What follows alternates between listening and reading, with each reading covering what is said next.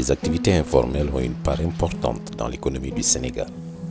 Ces activités, qui concernent 87% de l'emploi non agricole et 91,2% de l'emploi total, sont souvent exercées dans des conditions inadaptées et dangereuses. Les travailleurs et travailleuses de l'économie informelle sont généralement analphabètes et peu qualifiés. Ils sont astreints à un temps de travail élevé pour des revenus très faibles. Ils sont exclus du dialogue social et de la protection sociale. Parmi ces acteurs aux réalités diverses, les femmes travailleuses sont largement représentées dans les emplois les plus précaires de l'économie informelle. Face à cette situation, le BIT a mis en œuvre un projet pour accompagner des initiatives publiques et privées favorables à la formalisation des entreprises de l'économie informelle. Ce projet est conforme à la recommandation numéro 204 de 2015 de l'OIT. Cette recommandation donne des orientations sur la manière de faciliter la transition de l'économie informelle vers l'économie formelle et à terme de garantir un travail décent pour tous. Les initiatives au plan international et national ne pourront porter leurs fruits que si les acteurs de l'économie informelle s'y reconnaissent et s'approprient le besoin de changer. Pour ce faire, il est essentiel d'agir au niveau stratégique et opérationnel en créant un environnement favorable à la formalisation des entreprises informelles et en veillant à sa vulgarisation la plus large possible. Ayant compris cela, le projet a apporté un appui aux autorités nationales et intégré une forte composante de sensibilisation des acteurs pour encourager la formalisation de l'économie informelle. C'est dans ce cadre que des administrateurs et décideurs politiques chargés de faciliter et de définir les politiques liées au secteur informel ont été formés ou ont été la cible de plaidoyer pour l'adoption et la vulgarisation, notamment de la loi de développement des PME. En outre, des entrepreneurs informels ont été informés et sensibilisés sur les thématiques et bénéfices de la formalisation et le soutien au dialogue des acteurs. Pour appuyer la formulation des stratégies d'appui à la formalisation, le projet a réalisé une cartographie de 8 grandes familles d'opérateurs informels, permettant ainsi de disposer d'une base de connaissances solide, détaillée et spécifique. Comme pour mener très tôt la graine de la formalisation, des étudiants et des professionnels en formation ont été sensibilisés sur la recommandation 204. Ces étudiants sont en formation à l'Institut africain de management, IAM, à l'Institut EDGE et à Bordeaux Management School, BEM, Sénégal. L'opération visait non seulement à amener ces potentiels entrepreneurs à s'orienter immédiatement vers la formalisation, mais également à amener de futurs cadres à prendre conscience de cette réalité de l'économie nationale et d'apporter leur contribution à la résolution des problèmes. Les femmes sont plus présentes que les hommes dans l'économie informelle, 93,7% de femmes contre 89,5% d'hommes. Les interventions du BIT ont été concentrées sur les femmes tanneuses de Guédiawaye. Madame Youma Fall en fait partie. Elle n'a fréquenté ni l'école française ni l'école coranique et elle s'est mariée à l'âge de 17 ans. Avec une dizaine d'enfants, Youma Fall a traversé plusieurs difficultés qui l'ont poussée même à quitter la tannerie pour d'autres aventures peu concluantes. Parmi ces difficultés, on peut citer l'impossibilité de maintenir un équilibre entre sa vie familiale et sa vie professionnelle. Elle est revenue à la tannerie pour ne plus la quitter.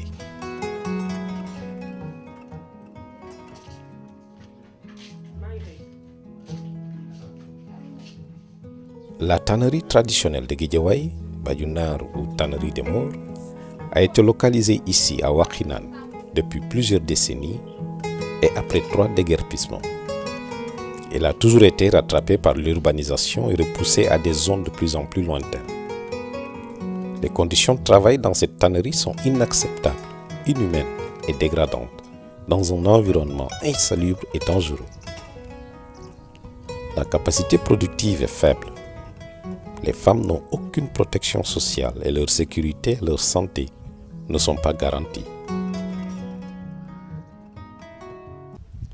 ñun dañoo nekk ay jigéen ñu bari fii jigéen ñi nga xam ne kenn ku nekk da ngay liggéey ak sa bopp ku nekk da ngay liggéey ci sa ruq individuel li nga am nga yóbbul ko sa bopp noonu lañ daan liggéey boo xam ne kenn xamul li ngay liggéey lan la dañuy xëy si 7 heures ci suba ba 7 heures ci ngoon dañ ciy nekk rek amuñu pause amuñu noppalu amuñu toog ku ci toog da ngaa ñëw tuuti rek naan ndox delluwaat ci sa liggéey léegi nag yàlla def na ñuy dox ba dajeeg INSAS daal ñuy formé ba ñu formé ñu nekk 76 personnes yoo xamante ne dañoo nekk nañu formation 76 yooyu nag am na ñeneen ñu nekkaat suñu ginnaaw ñoo xam ne des nañu 76 yooyu formé nañ ci ñi nga xamante ne ñoom ñoo yor bureau bi formé nañ leen ñun ñëpp ba ñu xam nan la ñuy téye suñu coopérative ak nan lañ koy yoree ak nan la ñuy organiser coopérative léegi coopérative bi organisé wu nañu nekk nañu mbooloo mu dëgër boo xam ne benn lañu léegi dañuy liggéey heure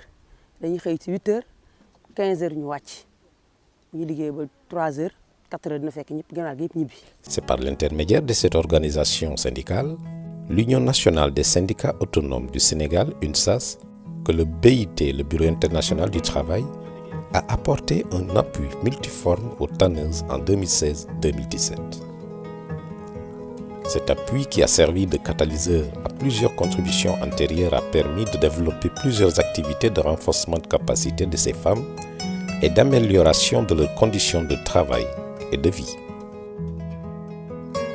Dans le cadre du renforcement des capacités, le projet a organisé une formation de formatrices en leadership et organisation au profit des responsables de la coopérative artisanale des femmes tanneuses, COPTAN. Les acquisitions de cette formation ont permis aux responsables de la coopérative de disposer d'outils pour gérer leur coopérative selon les règles de gouvernance usitées. Des modules de formation ont été également mis à leur disposition pour accompagner des restitutions auprès des autres membres de la coopérative. am na lu ma xamoon ci sama wàll ci li ma yor trésorier mais am na leneen lu ci gën a yokk ci 3 jours yi loo xam ne xaw ma ko woon ci loo xam ne trésorier war na ko woon a def te xam naa ko ci 3 jours yi formation bi jaar na yoon lépp yu seesawaan yi desul yëpp daal xam nañ ko ci 3 jours yi lépp moo ñu leer léegi ba ku nekk rôle bi nga nekk boo delluwaatee xam nga ni nga koy gérer waat la ca baax xam nga la nga ca war a def xam nga ak ni nga war a nekk ak say nit tamit xam nga ko xam nañ ko ci 3 jours yi.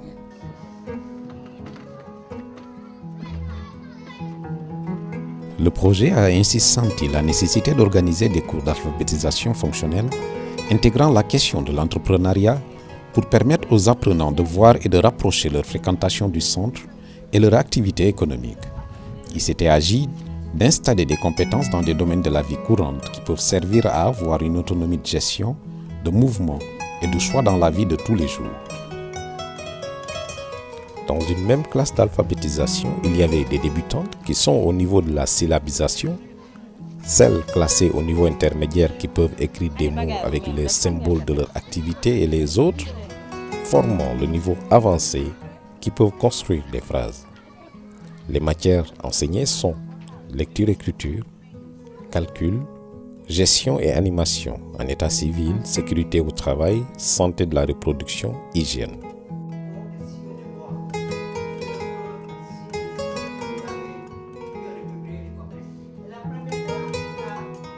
Le programme de formation en santé et sécurité était basé sur une approche participative et très simple qui a été développée en Asie dans des zones où les conditions de travail et d'existence étaient similaires à celles des tanneuses de Guédiawaye.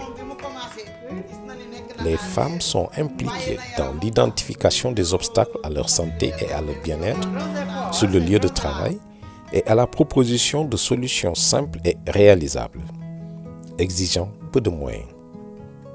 Les exercices menés ont permis d'adapter aux situations locales des supports de sensibilisation et de formation conçus en Asie.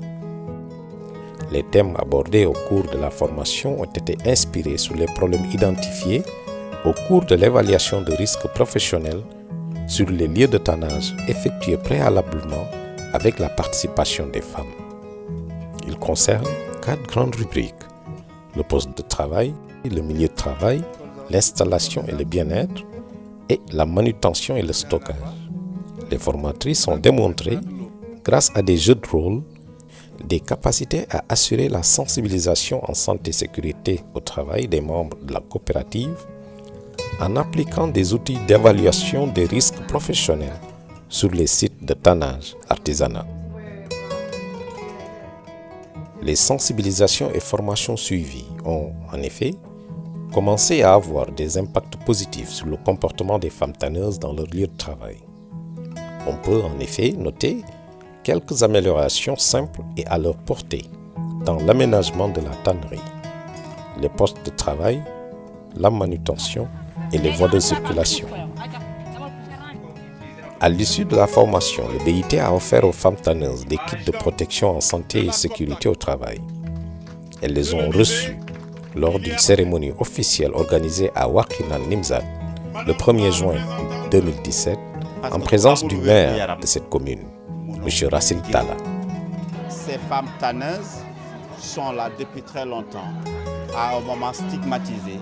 Aujourd'hui, quand le BIT, grâce à un programme de l'UNSAS, vient appuyer ces femmes dans ce qu'on appelle le volet santé-sécurité au travail, c'est contribuer également à leur donner des opportunités d'accroître leur performance dans ce domaine-là. Une étude de faisabilité a été menée pour la mise en place d'un système de prise en charge du risque maladie des 76 femmes membres de la COPTAC.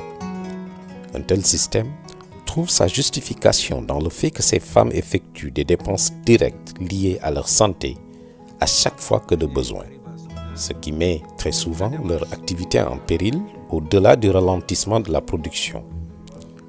Cette étude a permis d'identifier une offre répondant le mieux à la couverture du risque maladie des femmes tanneuses en leur permettant d'avoir accès à une prise en charge de 50% au niveau des hôpitaux, de 70% au niveau des centres de santé et de 40% pour les médicaments dans les pharmacies privées. Sur le cadre juridique. Or, rien n'a encore été arrêté. La mise en œuvre à terme du régime simplifié des petits contribuables, RSPC, permettra sans aucun doute aux tanneuses, à l'instar des autres travailleuses et travailleurs de l'informel, de disposer d'une protection sociale plus complète, intégrant les couvertures maladie et vieillesse. Son Excellence M. Macky Sall, président de la République, dans sa vision pour un Sénégal émergent à l'horizon 2035, accorde un intérêt particulier à l'inclusion sociale et surtout à l'accès des travailleurs de l'économie informelle à la protection sociale. Pour traduire cette volonté de l'État, le département du travail a initié depuis mars 2013, en collaboration avec le BIT, un projet qui vise à offrir aux acteurs de l'économie informelle une protection sociale adéquate et accompagner leur transition vers l'économie formelle. Une formation en germe niveau 1 a été organisée pour permettre aux leaders de la COPTAC d'avoir une meilleure compréhension de l'entreprise et d'acquérir des techniques simples de gestion entrepreneuriale. L'accent est mis sur les méthodes à utiliser pour faire baisser le coût de revient des produits et services.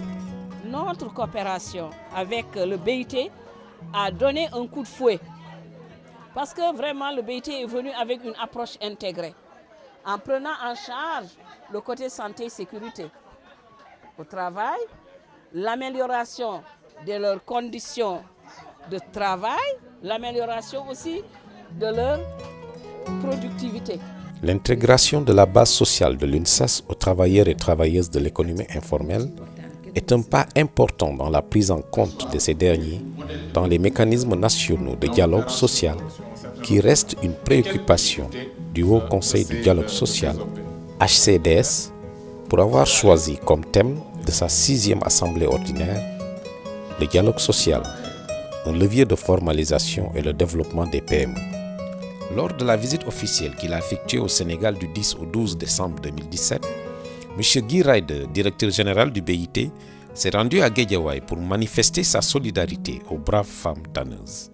Une visite extrêmement importante. Pour moi, c'est extrêmement impressionnant de visiter cette tannerie et de rencontrer les membres d'une coopérative qui a fait tellement de choses pour améliorer les conditions de travail et les conditions de vie de ces travailleuses que j'ai autour de moi. Je pense qu'il faut surtout rendre hommage à la force, la volonté de ces travailleuses qui ont su quand même prendre le destin en main, s'organiser et agir d'une telle manière que les conditions de travail sur cette tannerie ont été transformées dans une période assez courte. Et ceci, elles ont fait avec un sens de l'organisation. Ils se sont syndiqués, ils ont formé une coopérative, ils ont entamé des cours de formation absolument extraordinaires. Et donc, je pense que ma première réaction est de féliciter et encourager les dames qui m'entourent aujourd'hui. Je dois aussi dire que je suis très reconnaissant de l'appui de l'UNSAS, nos amis de l'UNSAS qui ont accompagné en tout moment ce processus. Je suis fier, en tant que directeur général du BIT, d'avoir pu appuyer aussi toutes ces transformations. Pour étendre les résultats obtenus à d'autres familles d'opérateurs informels, le BIT a décidé de lancer un nouveau projet destiné à contribuer à la mise en place d'un environnement favorable aux entreprises. Le but visé est de réduire la concurrence déloyale envers les entreprises formelles, faciliter l'accès des entreprises au financement, aux dispositifs d'appui, au marché public et au marché de la sous-traitance pour les grandes entreprises. Les actions à venir permettront de réduire de manière significative le déficit de travail décent par la promotion des meilleures conditions de travail, l'accès à la protection sociale et la garantie de la santé et sécurité des travailleurs et travailleuses.